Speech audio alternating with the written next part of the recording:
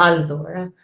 Es como que eso lo expresa a través de la arquitectura o de las esculturas, ¿verdad? Eh, y busca llegar a esa conexión de lo alto, ¿verdad? Al cielo, al Dios de la cultura, de, ese, de, ese, de esa, digamos, eh, de esa sociedad, de ese momento.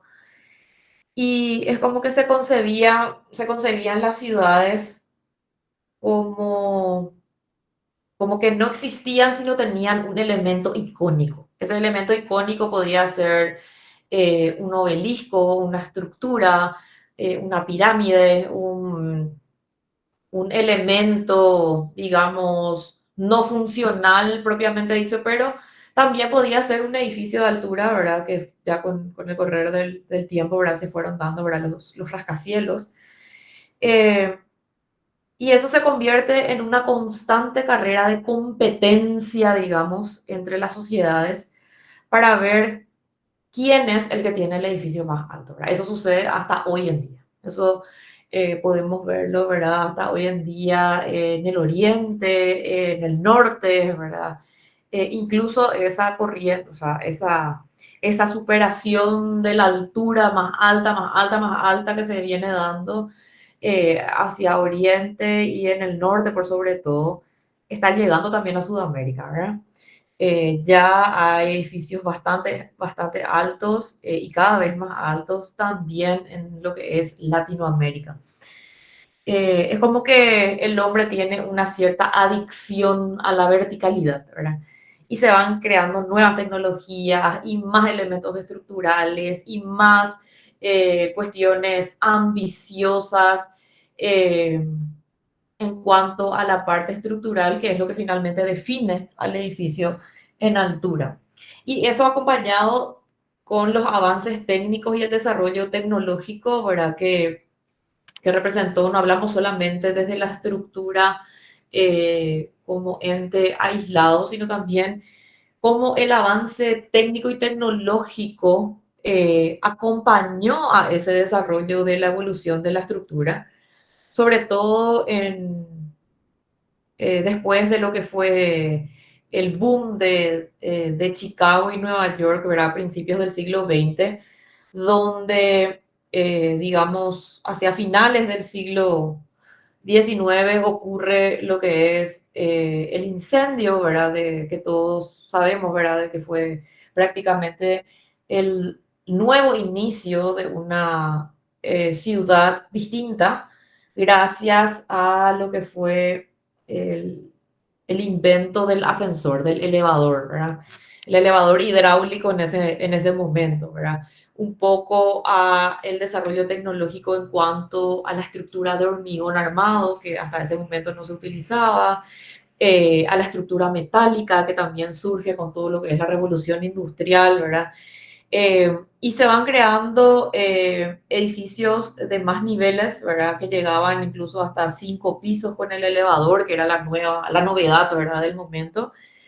Y desarrollos tecnológicos en cuanto a, por ejemplo, las estructuras de acero, eh, los famosos entramados o esqueletos, que no eran estructuras convencionales hasta ese momento, ¿verdad? Surge el curtain wall o muro cortina también como cerramiento para los edificios en altura. Ya luego el ascensor fue incluso evolucionando y ya no eran ascensores solamente hidráulicos, aparece el ascensor eléctrico que permitía salvar más de 5 niveles, que era lo máximo que aguantaba el ascensor hidráulico, por ejemplo. Y otras cuestiones técnicas, por ejemplo, como los refuerzos que ya se podían dar a una estructura de hormigón armado, o sea, se llevó a la máxima resistencia aquella estructura de hormigón armado que se había implementado, ¿verdad? Que se había descubierto en ese momento. Eh, y luego la aparición de un montón de otros desarrollos como el teléfono, por ejemplo, ¿verdad? Que sumaban a toda esta evolución de los edificios altos, ¿verdad? Por el tema justamente de los niveles, ¿verdad? Quería comunicarme con alguien, yo estaba en el nivel 10 y quería comunicarme con una persona de la planta baja y podía agarrar el teléfono y comunicarme con esta persona, ¿verdad? Era todo un gran desarrollo tecnológico para la época. O sea, coincide mucho con el boom de lo que es la actividad económica, ¿verdad? Está muy ligado el desarrollo, la evolución de los sistemas estructurales en altura con lo que es la actividad económica de la época, ¿verdad? Eh, en Estados Unidos, por sobre todo, hay una mejora, por ejemplo, en la calidad del acero, donde mejoran en base a, a esta mejora de la calidad del acero, mejora el sistema de transportes, mejora el sistema de comunicaciones, se empiezan a industrializar, digo bien, las granjas, luego de lo que es la revolución industrial, ¿verdad? Que afectó inicialmente a lo que era en las granjas, pero luego esto desemboca en el crecimiento de corporaciones hacia un nuevo sistema de evolución, ¿verdad? Eh, en Chicago se da este boom también, no solamente por el incendio, sino por las condiciones que el suelo tenía, ¿verdad? Eh, y en esa necesidad de aprovechar mejor el suelo, eh, se crea este nuevo plan regulador para esta ciudad de Chicago, ¿verdad? Que permitía la concentración de los servicios, ¿verdad? Para más personas, que no es otra cosa que la definición de un edificio en altura, ¿verdad? Concentrar en un mismo lugar mayor cantidad de servicios para más personas, ¿verdad? El aprovechamiento, el mejor aprovechamiento del suelo sería, ¿verdad? Eh, Entonces, con esta tipología que surge, el rascacielos, ¿verdad? Que era lo peculiar de esa época, ya por finales del siglo XIX, hacia 1870, ¿verdad? Cuando se reconstruye la ciudad, eh, se, se empiezan a utilizar materiales distintos para la construcción de estos rascacielos que tenían mayor resistencia. Se deja un poco de lado el uso de la madera, que fue, digamos, lo que se venía utilizando para construir construcciones en alturas hasta ese momento. Y luego empieza lo que es el boom del hormigón armado y del acero, ¿verdad? Que permitía otro tipo de entramados que permitía a la ciudad crecer en altura. Esto está muy ligado también a la escuela de Chicago, que es un poco la escuela de Louis Sullivan, que es considerado el padre de los rascacielos, ¿verdad? Eh, y también otros primeros rascacielos que se dieron en la ciudad de Chicago con LeBaron Jenny por ahí, ¿verdad? Que es otro de los grandes propulsores de lo que es la edificación en altura.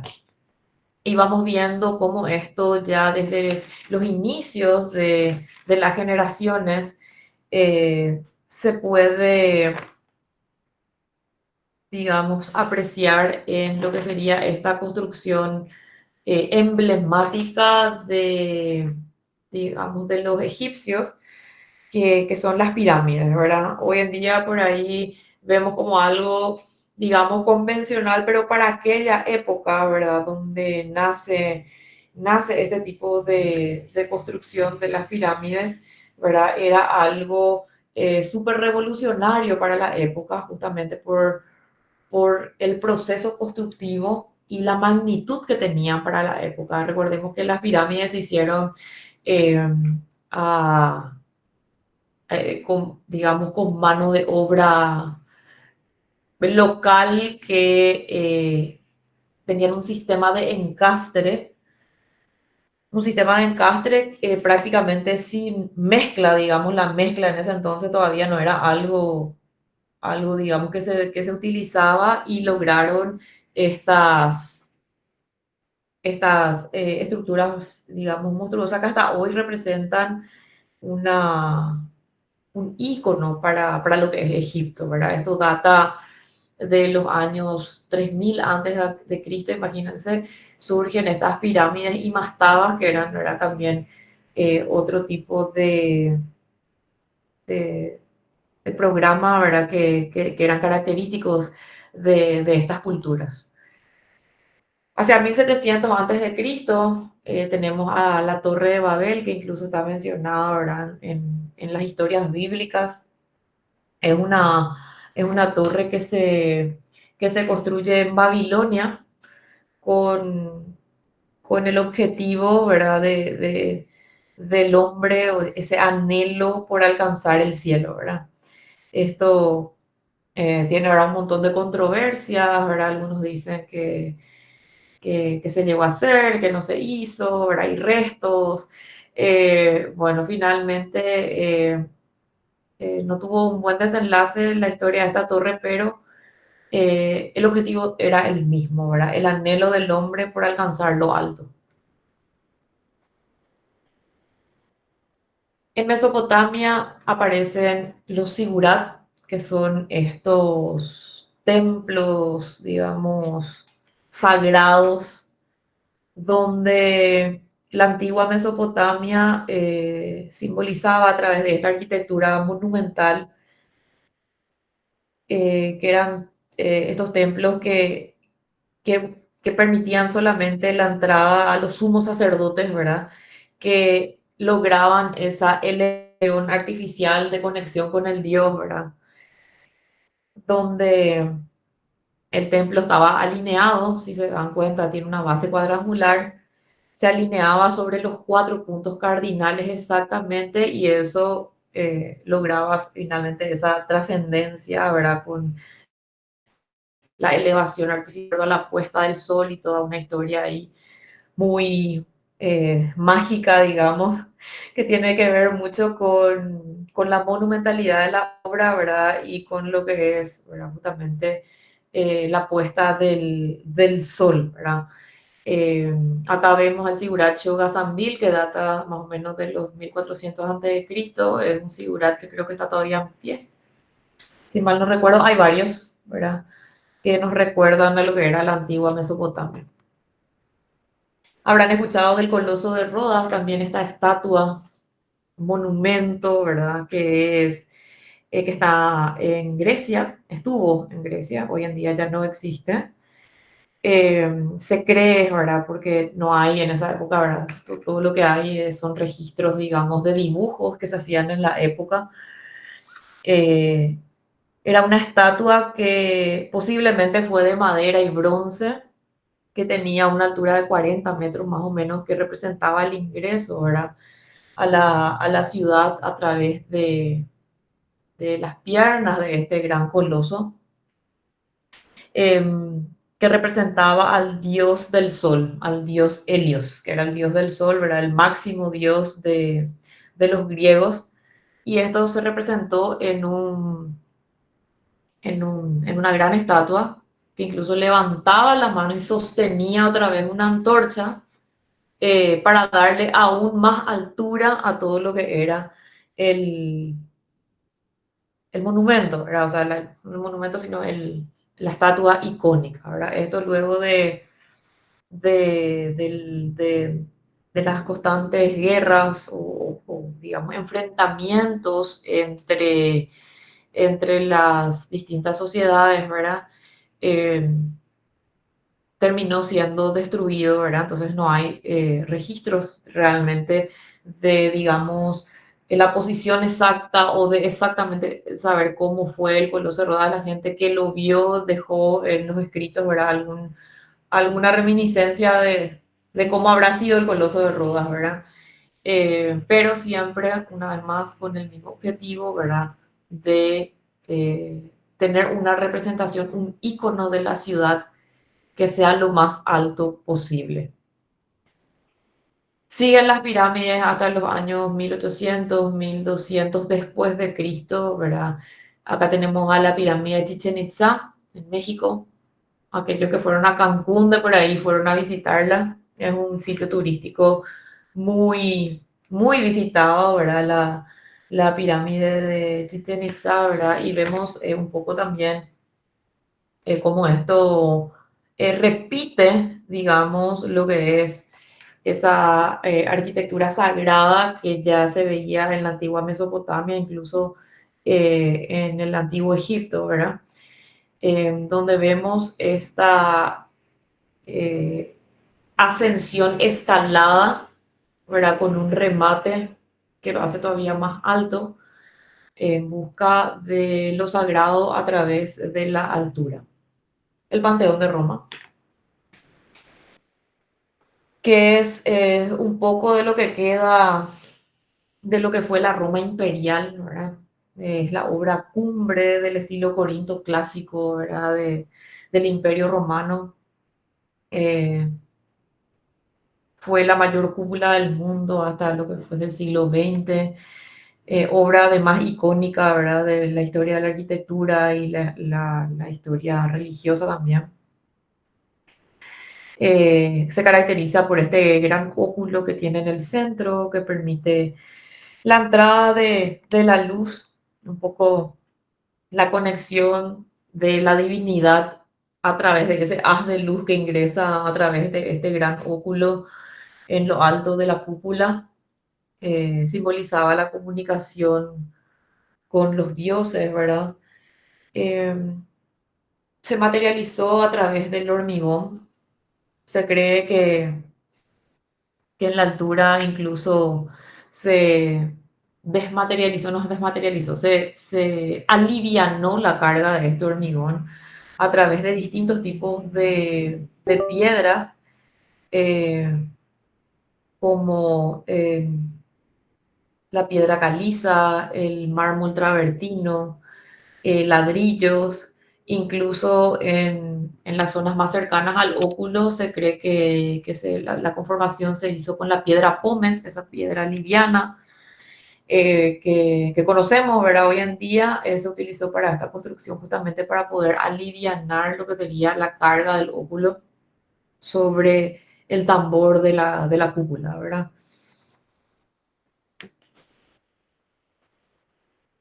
Ya luego viene todo lo que es el desarrollo de las distintas catedrales, eh, las catedrales de las nuevas culturas, de la parte de la arquitectura gótica, ¿verdad?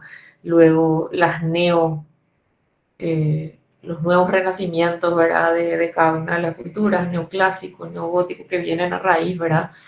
De las primeras catedrales desarrolladas, ¿verdad? En lo que fuese la Edad Media, que viene con la caída de lo que fuese el Imperio Romano hacia 1492 más o menos. Cuando ocurre esto, empiezan a surgir estas otras construcciones características que son las catedrales, ¿verdad?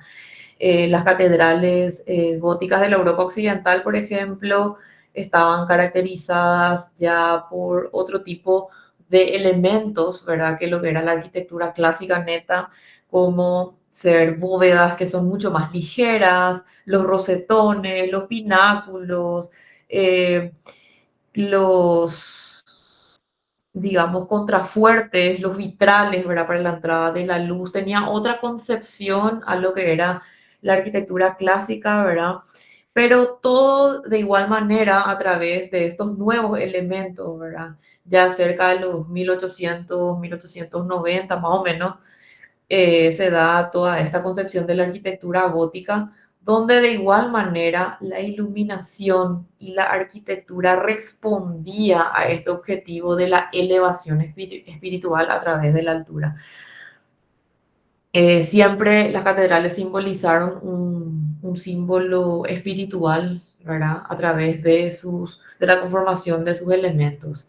Y ya luego una concepción más moderna, ¿verdad? De una estructura que fue planificada como una estructura temporal, que es la Torre Eiffel, eh, ideada por el ingeniero Eiffel, ¿verdad?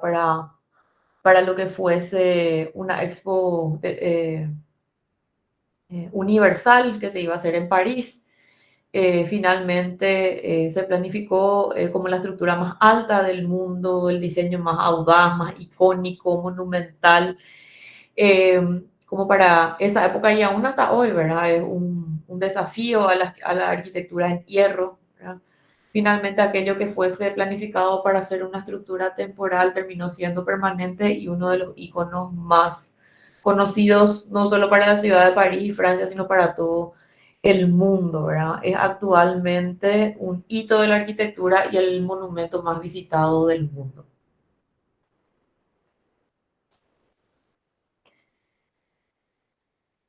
Siguiendo un poco con la evolución de estos edificios altos, hablamos de la fábrica de algodón en Gran Bretaña, en la ciudad de Derby, data del año 1792, donde William Strutt un poco tiene un papel crucial en lo que es la revolución industrial, donde hay, a través de esta fábrica de algodón, de 6 pisos, 6 niveles, se hacía una revolución en cuanto a lo que es la manufactura, ¿verdad? Desde la manufactura, William Strutt, y a través de su fábrica de algodón, crea una construcción con un esqueleto que está basado en un sistema de pórticos paralelos, como pueden ver acá en los cortes, un sistema de pórticos paralelos que se atan transversalmente con un muro perimetral. Ideó un sistema mixto, ¿verdad? De una estructura modular donde se tiene un muro perimetral, pueden verlo acá en la imagen de la derecha, ¿verdad? En la planta del edificio. Se puede ver el muro perimetral atado, el sistema bien marcado, modular, y lo que serían los pórticos internos, cada paralelos, ¿verdad? Acá podemos ver cómo se van atando con este muro perimetral, ¿verdad? Esto acá indica también un poco el lugar de la caja de escaleras, ¿verdad? Eh, una concepción distinta ya de construcción, ¿verdad? Pensada en, en altura. Parecen los muros de carga, ¿verdad? Un poco donde, cómo se conformaban estos muros de cargas, siguiendo la lógica un poco que en cuanto esté más abajo recibe más carga, entonces los muros debían de ser más anchos, y en cuanto sube la altura y tiene menor carga, va disminuyendo, digamos, el espesor de esos pisos. ¿Qué pasaba con este sistema? Era un sistema muy bueno que funcionaba, pero resultaba ser muy costoso porque ocupaba mucho lugar y sacaba superficie útil a lo que era, digamos, el interior del propio edificio. ¿Qué pasa luego con la evolución de los otros sistemas? Esto se va dejando de lado porque eh, se van teniendo sistemas que desarrollaban mejor, digamos, lo que es la parte estructural en cuanto a la función del edificio, ¿verdad? Eran otras estructuras que ocupaban menos espacio y por lo tanto permitían una arquitectura más flexible, ¿verdad? Tenemos a otra obra emblemática del año 1889, al Monadnock Building. Tenemos ya a la estructura portante de mampostería, vamos viendo el espesor de los muros acá en la planta central, vemos como eh, esto ya permite, aún teniendo una materialidad pesada, ¿verdad? Es un edificio enteramente de mampostería en altura. Prácticamente tenía muros de 2 metros o 1,80 m de espesor, imagínense lo que es eso, en lo que es la planta baja, que permitía tener una elevación de 16 niveles. Fíjense. Y acá pueden ver en la esquina de esta fotografía, de la primera fotografía, cómo este muro se va ensanchando en la planta baja o se va afinando en la medida que sube el edificio, ¿verdad? Casi 2 metros de espesor, imagínense eso. Materialidad extremadamente pesada, ¿verdad?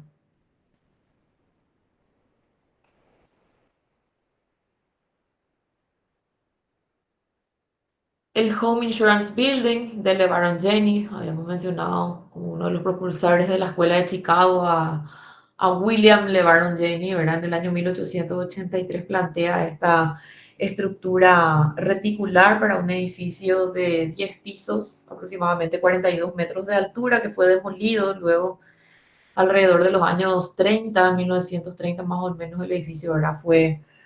Fue demolido, pero fue el primer rascacielos con un elevador eléctrico, eh, con una estructura metálica, ¿verdad? Que un poco sustituye la mampostería por viguetas, ¿verdad? Entonces, esto era una revolución en el campo estructural, ¿verdad?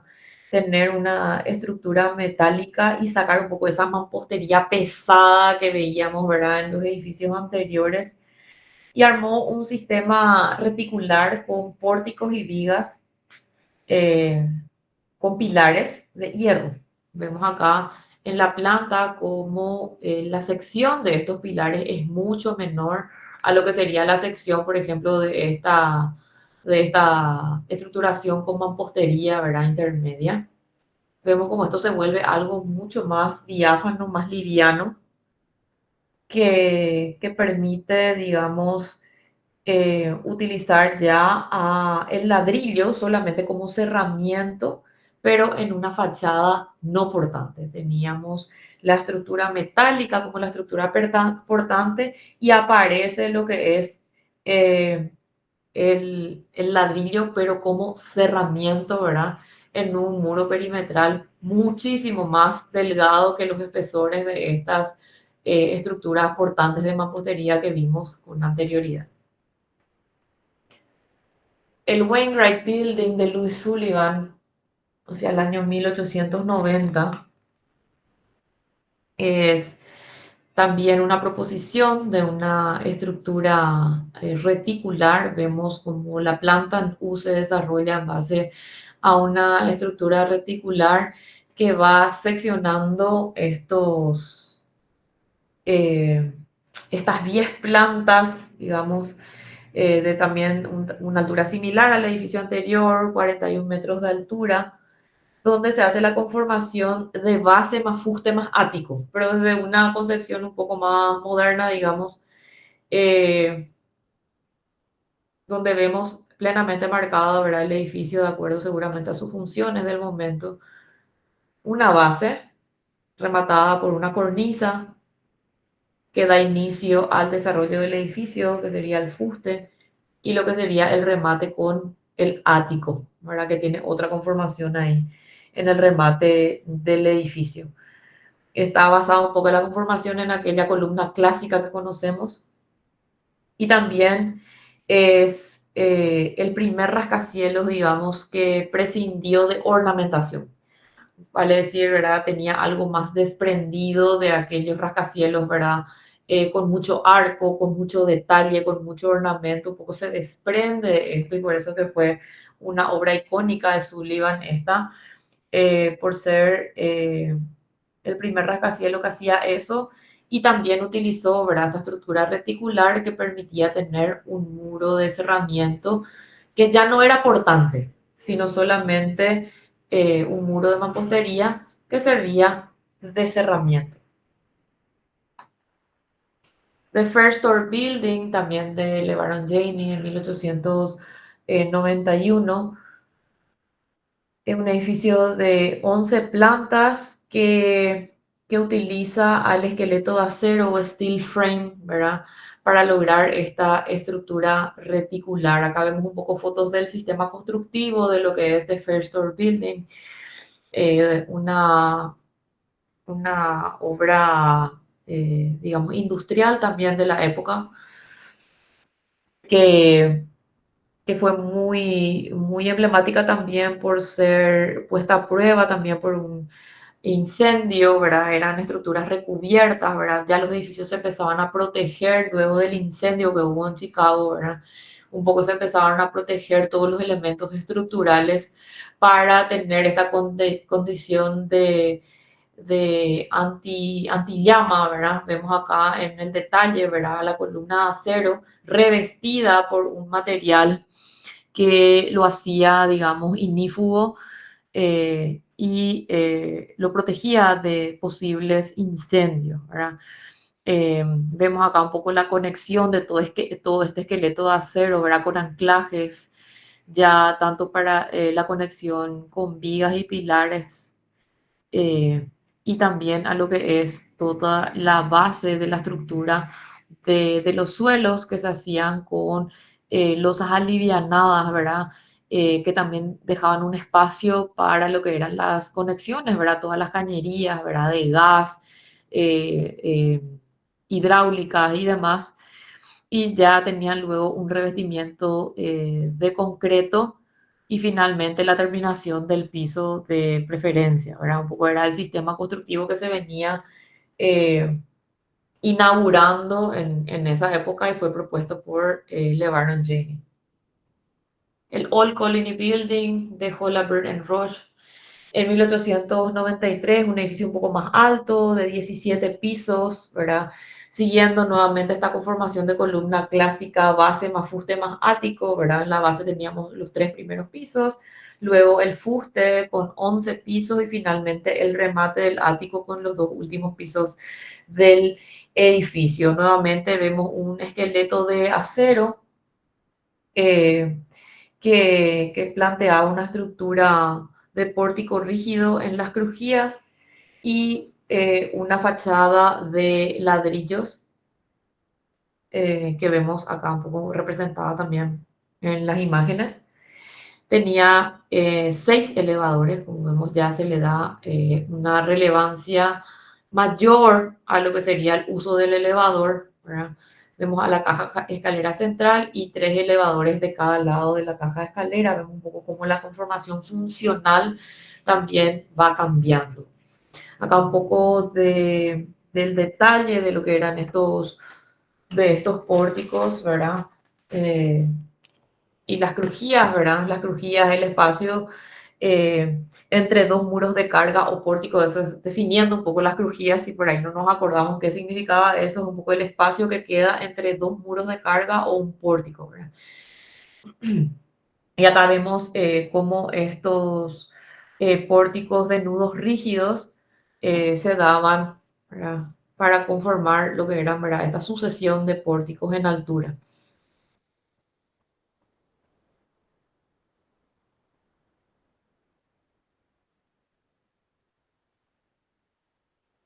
Nueva York, Manhattan. Daniel Burnham en 1902 con su Flatiron Building, ícono de la ciudad de Nueva York de comienzos del siglo.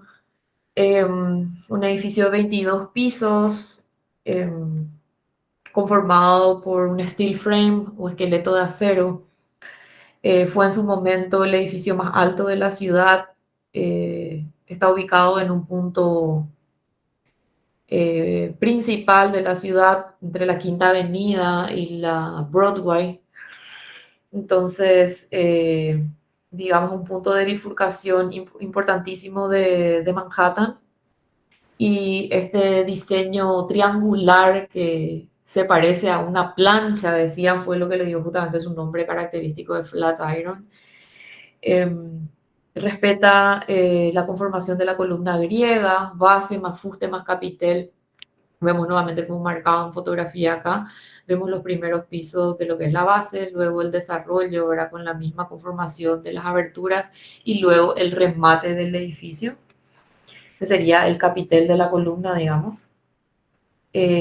Tuvo trascendencia no solamente por su forma y por su ubicación y por el tipo estructural que eligió, sino por la rapidez de su construcción. La Tyrol Building se iba construyendo a razón de un piso por semana, que era algo totalmente revolucionario para la época, ¿verdad? Justamente gracias al sistema constructivo que era el steel frame que se venía utilizando, pero digamos prefabricado. Nace el concepto de la prefabricación de alguna manera a través de este edificio donde los elementos de acero venían precortados a pie de obra y facilitaba muchísimo el ensamble, ¿verdad? De la obra, ¿verdad? Por eso es que se construyó con esa rapidez. Ingalls Building, del año también similar al Flatiron, una torre de 16 pisos que está en la ciudad de Cincinnati, Ohio. Es el primer rascacielos que se haya considerado realizado en hormigón armado. Surge la nueva tecnología, la estructura de hormigón armado. El Ingalls Building es un emblema de esta tecnología, por ello tiene un montón de reconocimientos. Hoy en día lo vemos y decimos, pero un edificio cualquiera, pero realmente para la época simbolizó mucho justamente porque fue la inclusión de esta estructura de hormigón armado que se venía utilizando solamente en estructuras de puentes o algún tipo de refuerzos. Fue un edificio que planteó su estructura enteramente en hormigón armado reforzado, ¿verdad? Entonces eso es lo que le da la posibilidad de convertirse en un icono al Ingalls Building. Anteriormente se había probado estructuras de hormigón armado con edificios de hasta 6 pisos, pero esto llevó al límite, digamos, o a lo máximo de resistencia de la tecnología del hormigón y permitió por primera vez realizar un rascacielos de 16 pisos en tecnología de hormigón armado. En 1913, Cass Hilbert, con su Woolworth Building, plantea una estructura reticular en Manhattan. El más alto fue el edificio más alto hasta 1930, luego con la aparición del Chrysler Building. Hasta ese momento tuvo el puesto del edificio más alto, el Woolworth Building, que plantea una arquitectura neogótica con gárgolas, bóvedas, pináculos, ¿verdad? Como vemos, un poco muy similares a las catedrales góticas, ¿verdad? Esos elementos característicos del gótico, ¿verdad? Los lleva a la edificación en altura. Podemos ver acá cómo el edificio tiene una gran base, ¿verdad? Un desarrollo en una planta en U, como podemos ver acá en la primera imagen, y ya luego eso se desmaterializa y termina con un remate tipo catedral, digamos, con un pináculo, incluso con esta representación de la planta, ¿verdad? Que pasa a ser solamente este octógono que vemos acá, que representa, ¿verdad? La parte del remate del edificio, ¿verdad? Se realiza eso porque la tecnología permitía, digamos, elevarse, pero con una menor proporción de masa, ¿verdad? Entonces se va buscando siempre la altura, ¿verdad? Y se trata de meter programas, ¿verdad? No como una catedral que ya en su remate es solamente para lograr la altura, digamos, trascendental de conexión y demás. En este caso, se agrega la parte funcional en esa elevación de remate, ¿verdad? Si se fijan la planta, la cantidad de elevadores, vemos ya los servicios comunitarios y la cantidad de cajas de ascensores. Ya el Woolworth plantea una, dos, tres, cuatro cajas de escaleras y prácticamente 16 cajas de ascensores. Fíjense un poco acá un poco donde están incluso la parte de los elevadores, ¿verdad? Son 16 elevadores principales y probablemente estos que están al lado del bloque sanitario, ¿verdad? Son elevadores o montacargas, ¿verdad? De servicio, incluso tiene también esta escalera externa, ¿verdad? Seguramente por la cuestión de los incendios, ¿verdad? Muy clásico en la ciudad de Nueva York, las escaleras externas de metal, ¿verdad? Si vieron en las películas y demás van a ver que la gran mayoría de los edificios se adaptaron a las cuestiones, digamos, de los incendios con estas eh, estructuras metálicas que son las escaleras que quedan por fuera del edificio. Icónico edificio de la ciudad de Nueva York, Manhattan, 1930, Chrysler Building de William Van Halen. Arquitectura Art Deco de 77 pisos, fue el edificio más alto de su momento. Lastimosamente le duró muy poco porque muy rápido vino la llegada del Empire State Building, otro icono de Manhattan, pero se proyectó de manera a ser el edificio más alto, ¿verdad? Que había en ese momento. Plantea una estructura reticular con una planta en H, mismo esquema de base ampliada y desmaterialización con un remate en punta. Vemos la planta tipo en lo que es la base. Nos fijamos nuevamente en la funcionalidad, la parte de las circulaciones. Fíjense la cantidad de ascensores todavía más elevadores. Em, Tenemos prácticamente el doble de elevadores de lo que era el edificio que vimos anteriormente, ¿verdad? El sistema de circulación vertical se iba haciendo todavía más importante, más relevante, porque simbolizaba mayor comodidad, ¿verdad? En el desplazamiento, mayor agilidad para los que trabajaban o visitaban el edificio, ¿verdad? Y luego ya tenemos acá la planta de remate, que es donde se desmaterializa, digamos, esta parte de la torre. Vemos cómo se basa, si bien en una estructura reticular, eh, manejan un sistema de plantas libres que permitía la flexibilidad del espacio.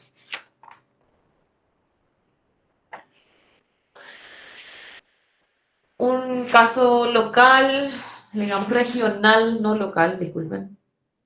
Amancio Williams, el argentino, arquitecto argentino, en 1946 plantea este edificio prototipo, eh, el edificio UIA, donde plantea estructuras suspendidas a través de megapórticos.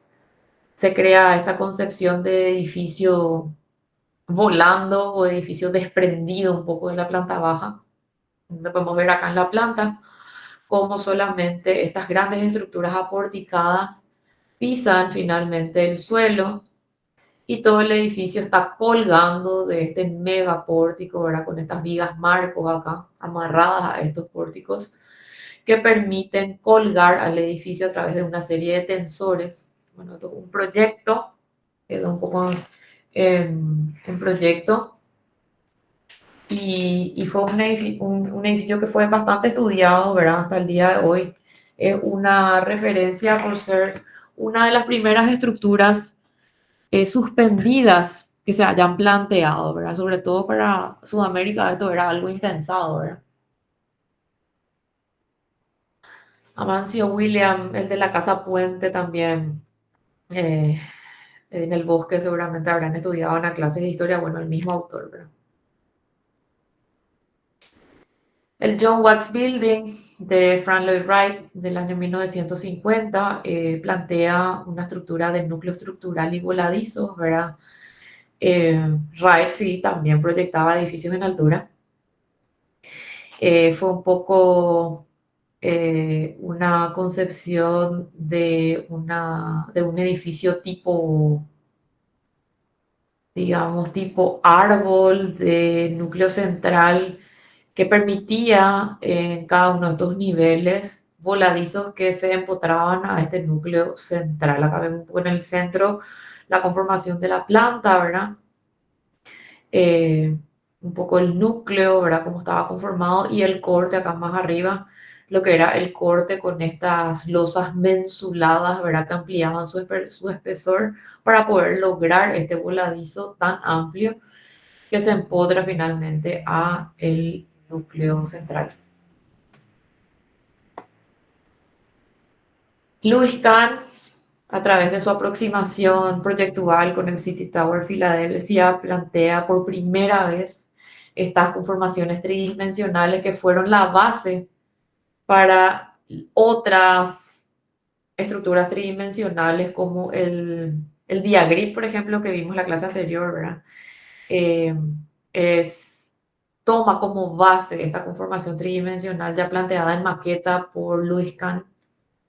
Vemos cómo esto se va también ensamblando a través de estos nudos, de estas triangulaciones planteadas para edificios en altura, ¿verdad? Osada propuesta en zigzag, incluso con formaciones tridimensionales y otra vez zigzagueantes, ¿verdad?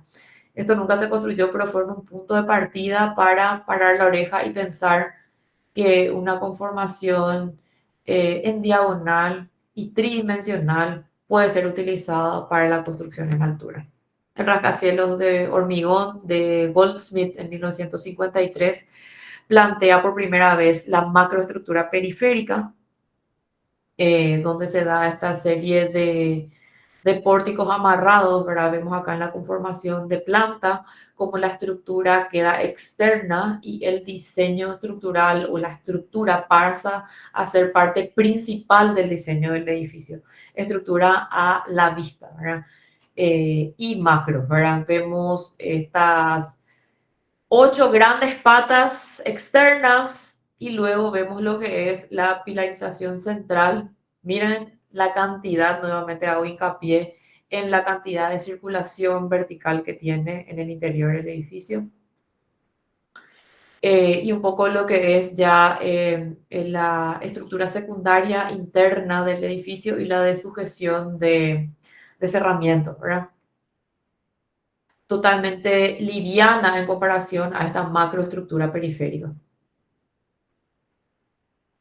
Más de Wright, año 1929 para la Torre San Marcos, año 1956 para la Price Tower o Torre Price, donde un poco sigue en su búsqueda por la conformación tipo árbol, ¿verdad? Su arquitectura orgánica, ¿verdad? La de Wright, siempre conectando un poco con la naturaleza.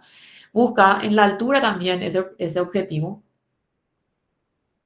y plantea primeramente en la Torre San Marcos esta conformación de 4 muros de cortante que se unen en el centro, ampliando su espesor. Si se dan cuenta en la primera imagen, tenemos un muro de cortante que amplía su espesor yendo hacia el centro y también aprovecha Wright inteligentemente para incluir los elevadores en cada remate de ese muro de cortante, creando como una suerte de núcleo virtual en el centro, ¿verdad? Donde la estructuración se hace todavía más interesante, ¿verdad? Más potente en el centro del edificio para poder lograr estos voladizos girados en este caso, ¿verdad?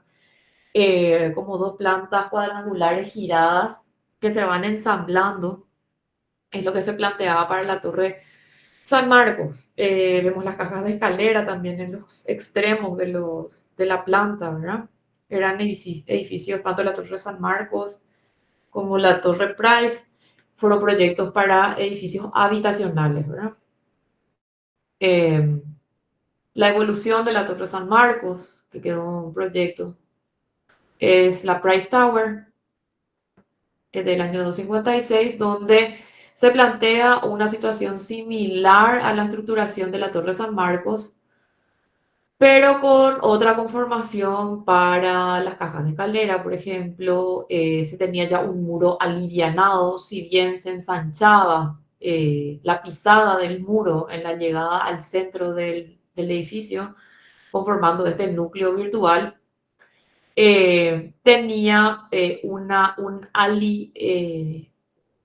se fue alivianando la estructura, dejando este hueco dentro de estas paredes, ¿verdad? Logrando una estructuración más sencilla, ¿verdad? Con menos contenido de masa, digamos, ¿verdad? Y bueno, se planteaban de igual manera, estos voladizos que vemos acá, ¿verdad? En punta, súper audaces, súper arriesgados que plantea Wright, ¿verdad? También de la misma conformación, ¿verdad? De la ubicación también de los elevadores. Sabemos un poco lo que es, ¿verdad? El resultado de esta torre. Se plantea la estructuración o la macroestructuración a través de los muros de cortante. Si se dan cuenta, no hay otra estructuración más que 4 muros de cortante, nada más. No hay pilares, no hay muros de mampostería que sean portantes, ¿verdad? Si bien aparecen ciertos muros dentro del interior probablemente o en el cerramiento, son nada más que eso, cumplen la función de cerramiento, pero la estructura portante se basa solamente en una combinación de muros. Chestnut Dewitt de Graham Goldsmith en Kant, nuevamente en 1965, plantea un sistema de tubo rígido aporticado, ¿verdad? Eso significa que la estructura es tan tupida, se pueden fijar en la planta, la pilarización una al lado de otra tan tupida, un sistema que forma una suerte de tubo que se conecta a un sistema de pórticos nuevamente, que, que se combina, ¿verdad? Digamos, pórticos que se van combinando en sucesión y van logrando esta altura. Si se dan cuenta, este sistema de tubos tiene un inicio distinto, ¿verdad? Se le da una caracterización distinta a la base del edificio a través de una macroestructura de pilares y luego en la medida que el edificio va subiendo en altura, estos pilares se convierten en estructuras más livianas, más delgadas, pero en mayor cantidad. Brunswick Building, nuevamente de Graham Goldsmith en Cannes, en 1966, plantea un sistema estructural de tubo en tubo. ¿Qué significa eso? Un tubo con un tipo estructural en la parte periférica y un tubo en la parte central del edificio. Fíjense cómo la planta se va liberando y se va creando más todo lo que es este ambiente integrado, ¿verdad? Esta espacialidad flexible que va planteando, ¿verdad? La arquitectura moderna.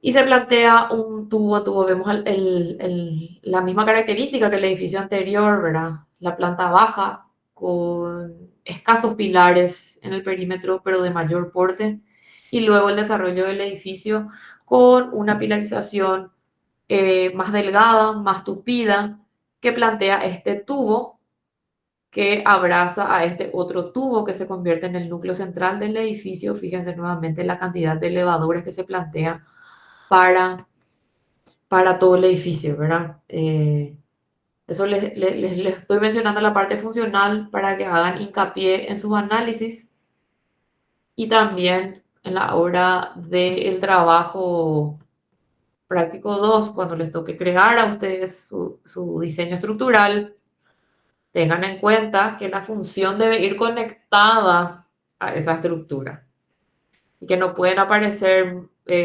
alegremente dos elevadores como pusimos, como vimos en nuestro edificio de 3 pisos acá en Paraguay, ¿verdad? Para un rascacielos, ¿verdad? Fíjense en las plantas funcionales de los edificios, imagínense de qué época y ya se planteaba esta cantidad de elevadores.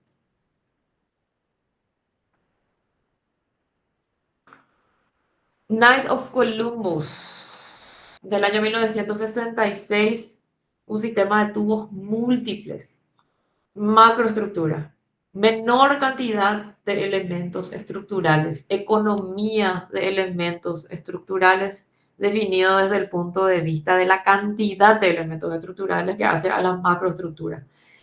Night of Columbus plantea un sistema de combinación de tubos, 4 tubos estructurales en las esquinas y un tubo central que alberga la circulación vertical. Un edificio de menor porte, pero finalmente es un edificio que plantea una planta libre, completamente libre, deja las circulaciones en los tubos, los servicios en los tubos y todo el área libre queda para las oficinas, ¿verdad? También con un muro cortina, ¿verdad? Desprendido de lo que es la parte estructural.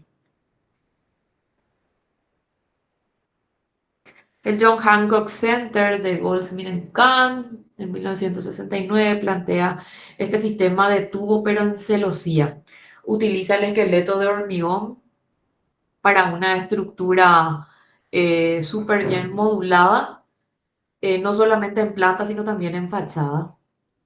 Y vemos la utilización de la estructura de acero con refuerzo, que son estas cruces de San Andrés que ven acá en fachada, donde el diseño estructural pasa a ser parte esencial del diseño del edificio.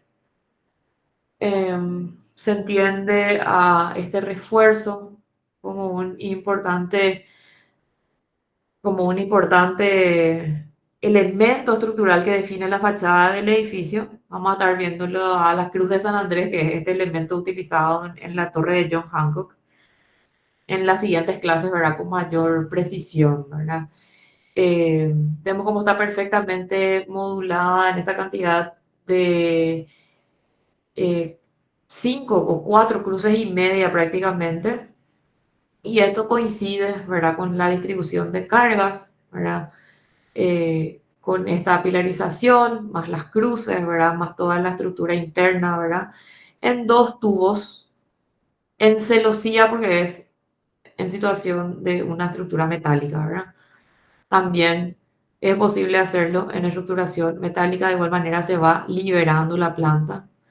Como ven, esta es una forma correcta de hacer un análisis, ¿verdad? Tenemos una, una concepción en fotografía, una concepción en corte y los distintos tipos de plantas. Entonces podemos hacer una conexión, un une con flechas de lo que estamos hablando, ¿verdad?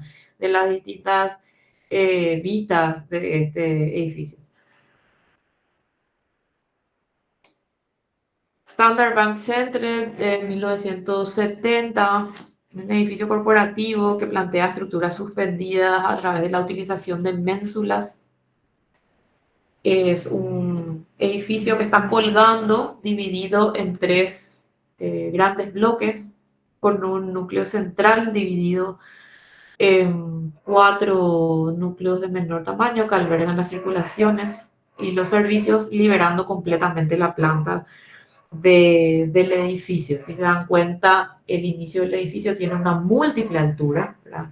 Por algo se pretende la utilización de estas macroestructuras suspendidas para que a la vista el edificio se sienta desprendido del suelo, ¿verdad?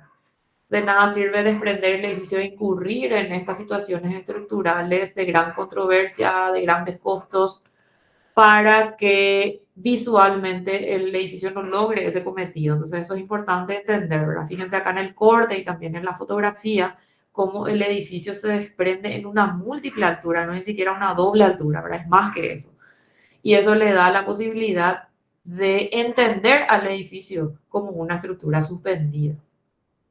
Estas ménsulas se anclan a el núcleo central y de ella parten estos tensores que quedan como estructura a la vista, ¿verdad? Estos tirantes que se anclan a estas ménsulas para sostener los pisos. No hay utilización de muros de cortante, ni de pilarizaciones, ni de otro tipo estructural que no sean estos tensores o estos tirantes que suspenden a cada uno de estos bloques de pisos, ¿verdad?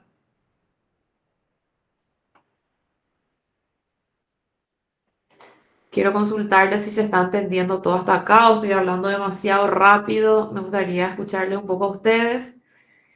Eh, Seguimos los ejemplos, pero antes quiero saber un poco, tener un poco una devolución de parte de ustedes. Bruno, ¿tenés una consulta? Sí, ¿qué tal, profe? Mi consulta sería de qué ya serían los tensores del ejemplo pasado. Volvemos al ejemplo anterior. Generalmente, si se acuerdan de la clase anterior, habíamos hablado de los cables de acero, los mismos que utilizamos para estructuras suspendidas de puentes, generalmente son elementos que trabajan a la tracción, ¿verdad? Y entonces se da por entendido que necesariamente tienen que ser estructuras metálicas, generalmente son de cabos de acero que se combinan, ¿verdad? Para lograr estos espesores, ¿verdad? Esos son resultados de cálculos, ¿verdad? La cantidad de tensores que debe tener cada tirante, ¿verdad? Pero son generalmente acero reforzado, por ser el material que mejor responde al esfuerzo de tracción, ¿verdad?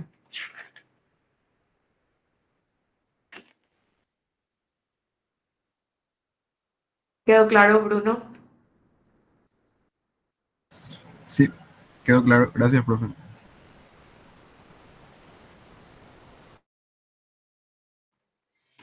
Seguimos con la torre Sears. o la Torre Willis anteriormente. Eh, en 1974, la torre más alta de Chicago hasta hoy. Torre emblemática que plantea un sistema de tubos múltiples. eh, una Si conocen el juego de los palitos chinos, me parece que eso ya es muy viejo para ustedes, pero es un juego donde se agarran con la mano varios palitos, ¿verdad? Para que eso no se abra, ¿verdad? De la misma manera, haciendo un poco una analogía con el edificio, estos tubos, son 9 tubos que inician en la base de este edificio, se van atando con estos cinturones que vemos acá.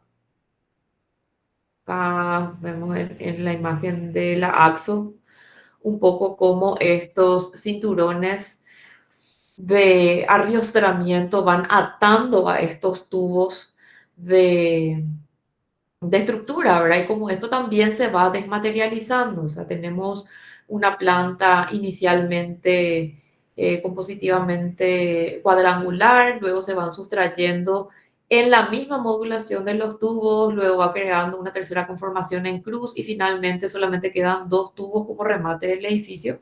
Y bueno, y en cada cambio de tipo de planta aparecen estos cinturones de seguridad que van atando a esos tubos del edificio, ¿verdad? Eh, Fíjense cómo todas las circulaciones y los servicios también se centran en el núcleo del edificio, que si bien es un núcleo virtual, porque toda la conformación está modulada en estos 9 tubos, digamos cuadrangulares, se aprovechan estos espacios para incluir los sistemas de circulación, liberando finalmente toda la parte del perímetro que permite la flexibilidad de la planta, ¿verdad?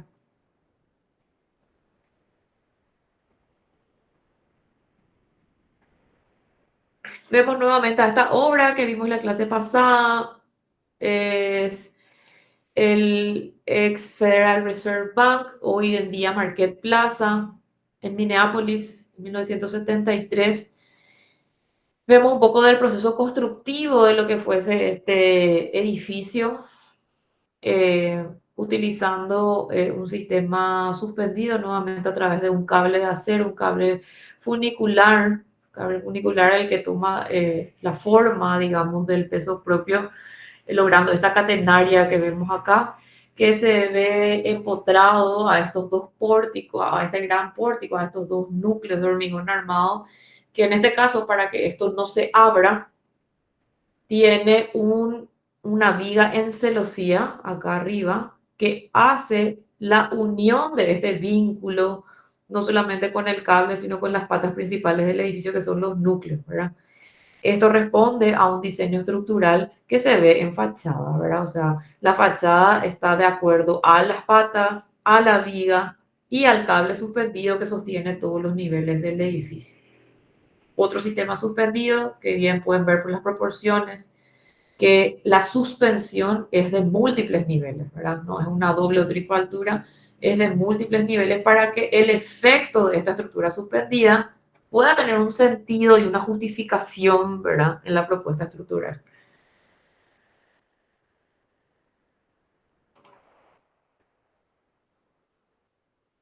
El Exchange House del grupo SOM, a este grupo eh, lo van a escuchar muchísimo.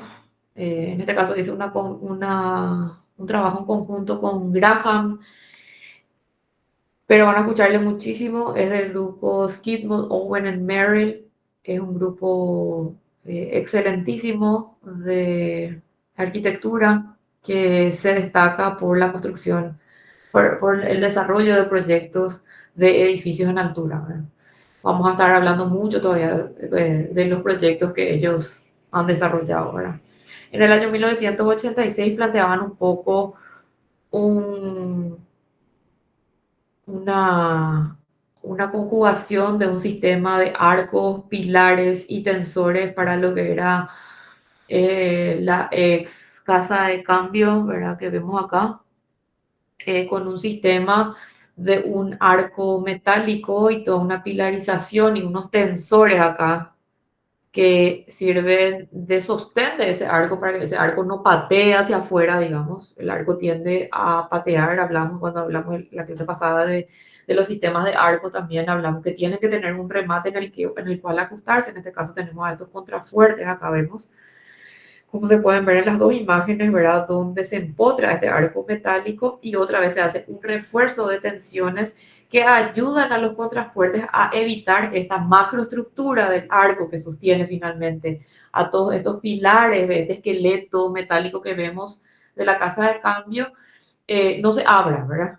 Entonces esto había un refuerzo, como el diseño estructural en este caso es enteramente visto y externo, como un exoesqueleto que sostiene a toda la conformación.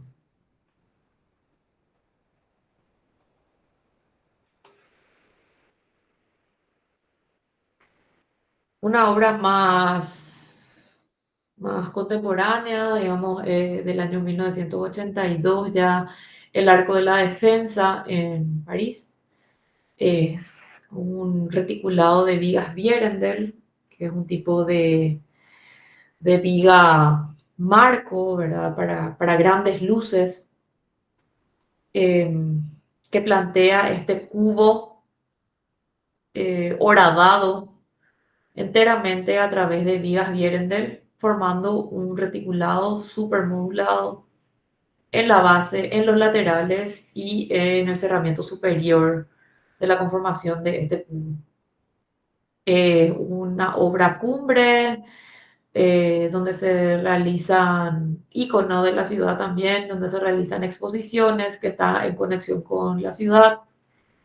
Digamos, se conecta peatonalmente y visualmente, ¿verdad?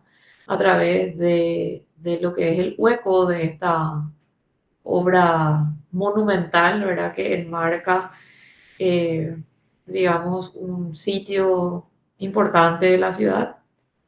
Se hizo a través de toda esta estructuración metálica, ¿verdad? Con muros cortina, ¿verdad? Para la parte de cerramiento vidriado. Otra forma también de ensamblar un poco una construcción distinta, pero una construcción en altura al fin. Norman Foster, 1998, el Commerce Bank, edificio de planta cuasi triangular, con, con estos alabeos en las esquinas, ¿verdad?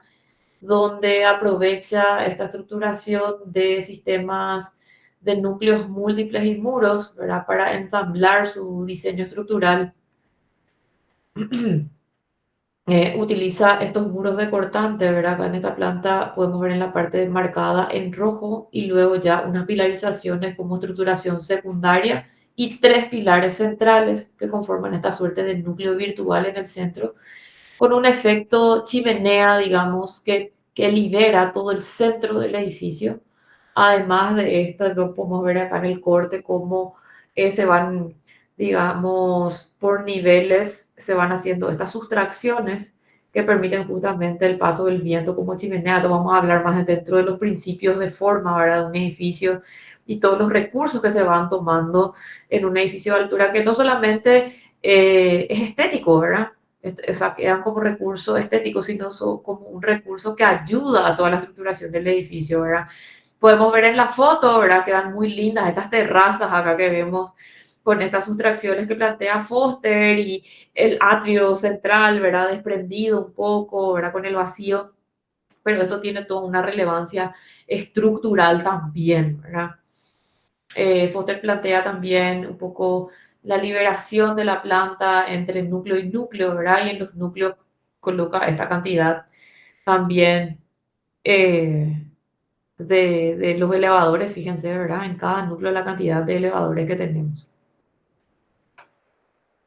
El edificio Altamira, vimos ya también esto en la conformación de las estructuras de la clase pasada, ¿verdad? Un edificio enteramente de hormigón armado, con una conformación bidimensional ensamblado con vigas nada más. Se ve, ¿verdad? Un poco la conformación de llenos y vacíos en un terreno angosto entre dos edificios. Un edificio multipremiado también del arquitecto argentino Rafael Iglesias en la ciudad de Rosario.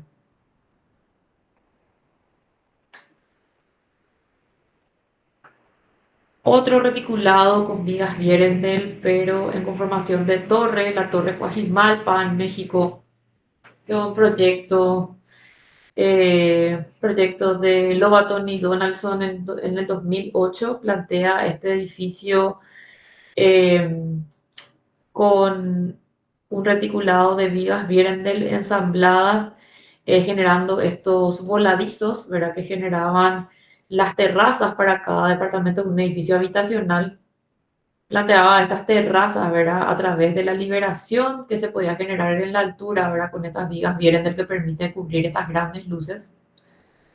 Y generaban en estos vacíos lo que serían las terrazas o los balcones para los departamentos. Acá vemos un poco bien dos de las plantas tipo, ¿verdad? Pues esto va variando de acuerdo al giro que se le va dando a los voladizos.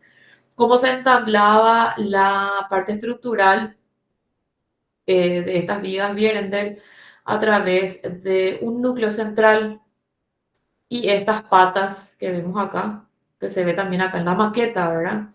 Son estas 8 patas y un núcleo central que finalmente sostenían a estas vigas Vierendel que ensamblaban toda la estructuración del edificio.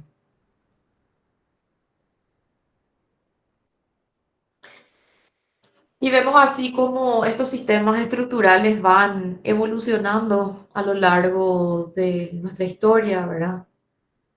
Cómo esto fue creciendo con la tecnología, cómo se plantean las estructuras, primeramente de madera, luego de mampostería combinado con madera, como inicialmente teníamos edificios de 5 o 6 pisos, luego como el pórtico da la posibilidad de subir a un poco más de altura, luego la evolución de las estructuras en hormigón, ¿verdad? Que plantean ya edificios de más de 6 pisos, en conjunto con la evolución de los elevadores, y luego el elevador eléctrico que permitió, ¿verdad? Edificios de más de 6 pisos también.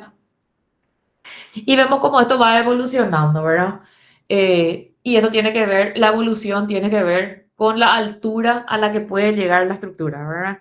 El sistema de estructuras en hormigón inicia con los pórticos de hormigón, luego se aplican como muros pantalla o muros de cortante, luego la combinación de ambos sistemas que permitía todavía más altura, ¿verdad? Cuando hablamos de una combinación de un sistema porticado con muros pantalla, ¿verdad? En estos casos ya aparecen, ¿verdad? La estructuración perimetral y central, ¿verdad? Luego la conformación de estructuras más livianas, pero más juntas, los elementos estructurales más juntos, tenemos lo que conocemos como el tubo aporticado, que es esta estructura más tupida que se da en el perímetro, y luego la combinación ya de esta estructura de tubo con otro tubo en el centro, la estructura de tubo en tubo, ¿verdad?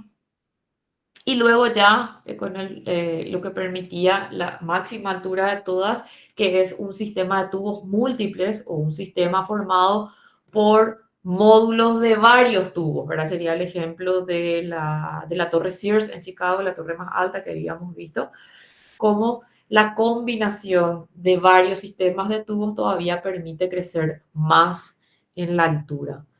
Vemos los sistemas de estructuras en acero también, que vinieron desarrollándose a la par que el hormigón armado, incluso más hoy en día, con la inclusión de otras aleaciones, además del acero, como el titanio, por ejemplo, que está en desarrollo, que son estructuras metálicas que también se utilizan en la construcción. Vemos que el número de plantas se va ampliando dependiendo del tipo estructural en acero, ¿verdad? Iniciábamos con los pórticos rígidos, aquello que vimos en la ciudad de Chicago, ¿verdad? Al comienzo del desarrollo de los rascacielos, donde se incluía el steel frame como primera aproximación del esqueleto en acero. Y ya luego cómo esto se iba combinando con otras estructuras de hormigón armado, un núcleo central, o con la mampostería al inicio, ¿verdad? Donde tenemos a los pórticos y a las pantallas combinadas con celosías, ¿verdad? Vemos acá en el segundo caso, ¿verdad? Cómo estos pórticos se van combinando con una celosía de refuerzo. Luego tenemos a las celosías, digamos, que abarcan plantas completas. eh, Tenemos también al tubo aporticado, que es la misma concepción de lo que es un tubo en hormigón, pero con estructura metálica, ¿verdad? Que también se da con estructuras delgadas de manera más próxima, que forman como un tubo virtual que delimita el perímetro del edificio, ¿verdad? Vemos luego un tubo en celosía y con soportes interiores, que sería el caso, digamos, eh, el caso de estas cruces, ¿verdad? Que sirven de refuerzo para lograr un poco la liberación de la planta y tener estructuras más livianas que una pilarización muy tupida de hormigón armado, ¿verdad? Una estructura muchísimo más pesada que lo que sería la estructuración en acero. Eh, Vemos también la combinación de tubos, ¿verdad? Se puede hacer también en acero, ¿verdad? Hoy en día, sobre todo, el acero está muy presente en todo lo que son los edificios de Natura. Prácticamente toda la construcción prefabricada de los edificios rascacielos de hoy en día se hacen en acero, por su practicidad y su facilidad a la hora de transportar y ensamblar los elementos, ¿verdad? Y finalmente el tubo con celosía exterior sin soportes interiores, porque trabajan a través de estas cruces de San Andrés que nos permiten reforzar la estructura vertical. Y finalmente, si las luces nos dan, ¿verdad? Trabajar con grandes luces que permiten liberar enteramente la planta, ¿verdad? Para tener estructuras mucho más livianas, mucho más flexibles y mucho más prácticas funcionalmente hablando.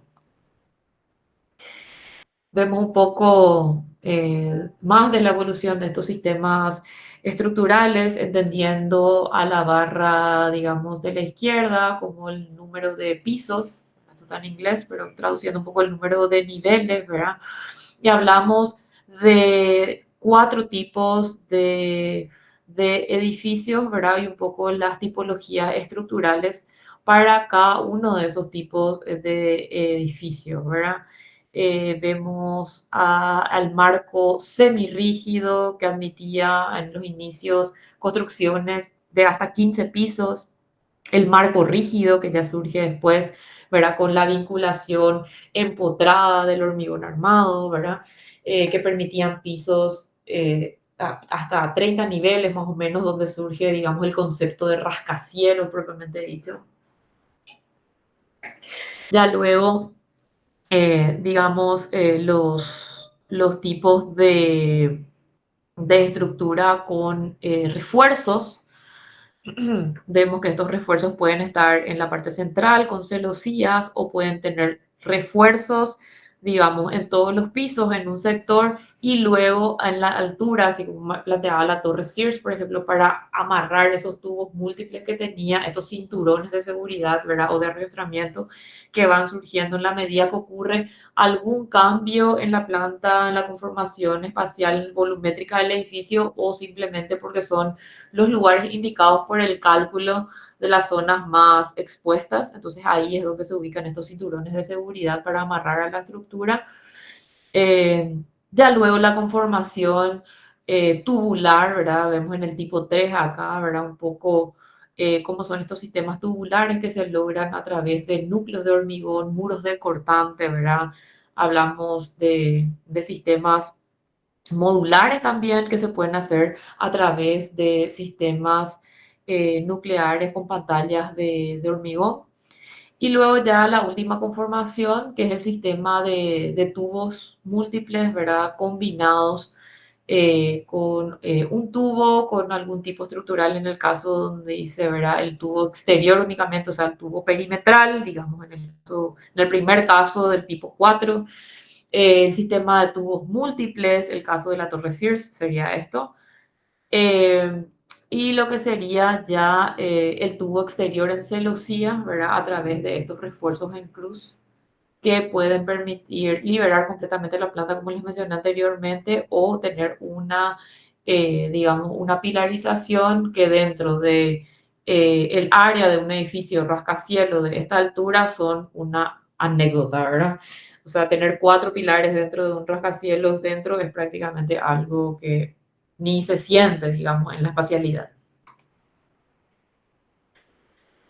Bueno, con esto terminamos lo que sería nuestra clase de hoy, de lo que es la evolución de todos estos sistemas estructurales, un poco las distintas tipologías, cómo fueron evolucionando a lo largo de la historia y cómo llegamos hasta hoy.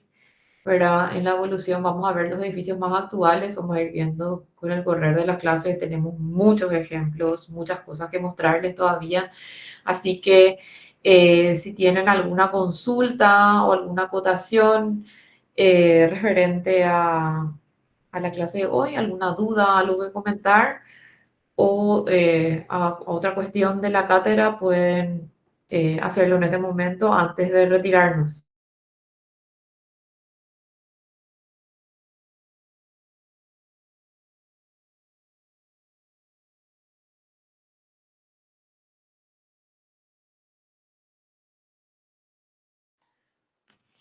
Bueno, gracias Raquel por la devolución. Vamos a estar compartiendo todo esto en plataforma. Van a tener la clase, la presentación de hoy, la clase pasada ya está en plataforma. El planificador también. En el apartado trabajo práctico van a tener la guía de trabajo. Y para eso, manos a la obra. Recordamos que para la cátedra de sistemas estructurales 3, los trabajos prácticos tienen rigor de examen, por lo tanto hay que darle la debida atención para poder tener los puntos de proceso necesarios. Así que mucha atención con eso. Vayan terminando de la conformación de sus grupos y estén atentos a la habilitación de temas. Y ya en las clases siguientes tenemos las clases principales de la asignatura para el desarrollo de los trabajos prácticos. Así que si no hay alguna o si no hay algún otro comentario, creo que damos por finalizada la clase de hoy y nos vemos el miércoles que viene. Dale, profe, gracias.